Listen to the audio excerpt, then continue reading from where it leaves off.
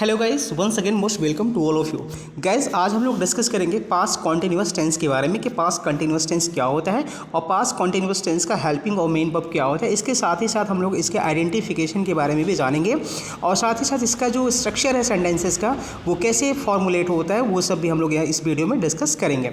इसके पहले मैंने आपको जो हमारा टेंस का एक सीरीज़ चल रहा है उसमें मैंने आपको प्रेजेंट टेंस के पूरे जो 4 पार्ट्स है वो मैंने कंप्लीट करा दिया है।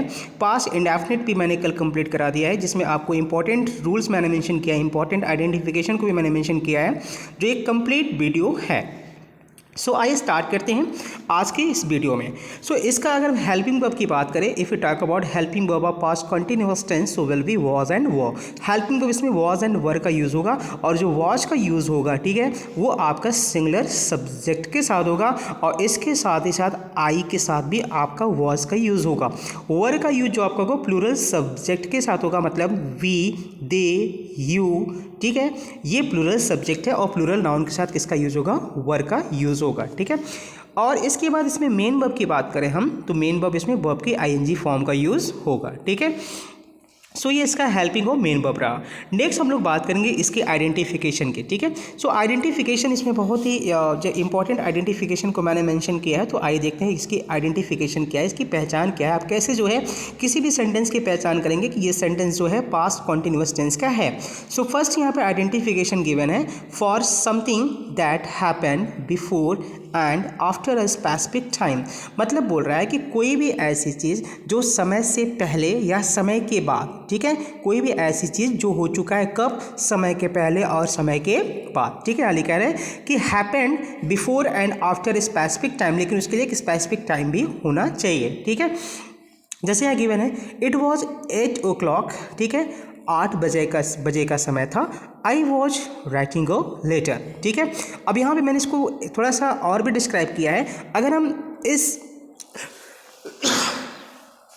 इस एग्जाम्पल से अगर हम इसको कंपेयर करें, ठीक है, तो क्या लिखा है यहाँ पे, एट 8 o'clock आई रोट, मतलब स्टार्टेड राइटिंग, मतलब 8 o'clock पे हमने लिखना शुरू किया, ठीक है। मतलब at 8 o'clock I wrote some letter.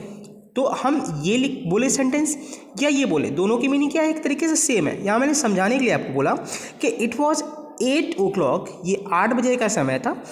I was writing a letter, मैं लेटर लिख रहा था, या इसको मैं इस तरीके से भी कह सकते हैं कि at 8 o'clock I wrote some letter, ठीक है। मैंने 8 बजे का समय था, मैं लेटर लिखा, ठीक है, मैंने कुछ लेटर लिखा, ठीक है। सो नेक्स्ट यहाँ पे सेकंड जो आइडेंटिफिकेशन है वो क्या कह रहा है, to show that something continued for some time. मतलब क्या चीज़ को शो करने के लिए, ऐसी चीज़ जो कुछ समय के लिए कंटिन्यू था, ठीक है, कुछ समय के लिए कंटिन्यू था, अभी नहीं है, कुछ समय के लिए कंटिन्यू था। जैसे माई हेड वॉज एक्टिंग, मेरा सर दर्द कर रहा था। तो ये जो एक्शन था वो कंटिन्यू था कुछ समय के लिए, लेकिन अभी नहीं है। मेरे सर दर्द होने का काम पहले था लेकिन अब नहीं है, ठीक है ना। नेक्स्ट यहाँ पे गिवन है next identification. So next identification given है, for something that happen again and again. मतलब बोल रहा है कि कोई ऐसी एक्टिविटी या कोई ऐसा एक्शन जो बार बार हो चुका है, ठीक है ना, पास्ट में हो चुका है। जैसे I was practising every day 3 times a day, मतलब मैं प्रैक्टिसिंग कर रहा था, मतलब एक दिन में 3 बार, ठीक है। मतलब जो अगेन एंड अगेन जो एक्शन जो है हो चुके हैं पास्ट में, उसको भी हम पास्ट कॉन्टिन्यूअस टेंस में इंक्लूड करते हैं, ठीक है। नेक्स्ट आइडेंटिफिकेशन हमारा है with verbs which show change और ग्रोथ। मतलब ऐसे वर्ब के साथ भी हम पास्ट कॉन्टिन्यूअस टेंस का यूज करते हैं जिसमें चेंज या ग्रोथ को दिखाना होता है, ठीक है। जैसे the children were growing up quickly, ठीक है। नेक्स्ट है हर इंग्लिश वॉज इम्प्रूविंग। देखिए यहाँ पे चेंजेस हो रहा है, ग्रोथ हो रहा है, ठीक है, इम्प्रूविंग हो रहा है, तो चेंजेज हो रहा है, ठीक है। तो ऐसे वर्ब के साथ भी, वर्ब के लिए भी हम करते हैं जिसमें चेंज होता है या फिर ग्रोथ होता है, उसको शो करने के लिए भी हम लोग पास्ट कॉन्टिन्यूअस टेंस का यूज़ करते हैं।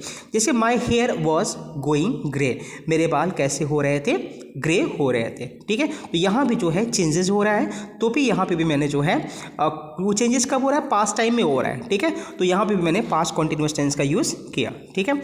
आगे यहाँ गिवन है नेक्स्ट गिवन है this tense is use together with the simple past tense. देखिए बोल रहा है कि पास्ट कॉन्टिन्यूस टेंस का जो यूज होता है वो सिंपल पास्ट टेंस के साथ भी होता है, ठीक है। सिंपल पास्ट टेंस के साथ भी पास्ट कॉन्टिन्यूस टेंस का यूज किया जाता है। किसके लिए?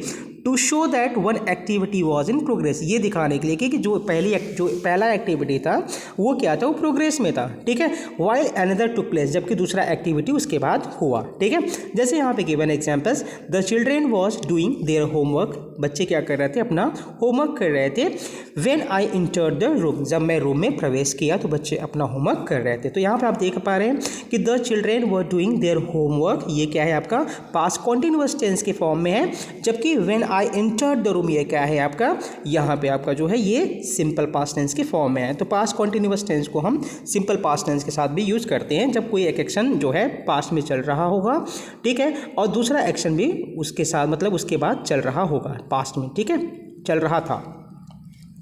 नेक्स्ट फॉर्मेशन की बात कर लेंगे। यहाँ पे फॉर्मेशन गिवन है, अफर्मेटिव सेंटेंस का फॉर्मेशन कैसे होगा यहाँ पे। तो यहाँ गिवन है, पहले आपको सब्जेक्ट रखना है, फिर वॉज वर रखना है। अगर आपका जो है subject he, she, it, I and singular noun है तो आपको वॉज रखना है। अगर आपका subject we, they, you and plural noun है तो आपको वर रखना होगा। फिर वर्ब की आईएनजी फॉर्म का यूज करना है, उसके बाद ऑब्जेक्ट लगाना, फिर अदर वर्ड का यूज यहाँ पे करना है।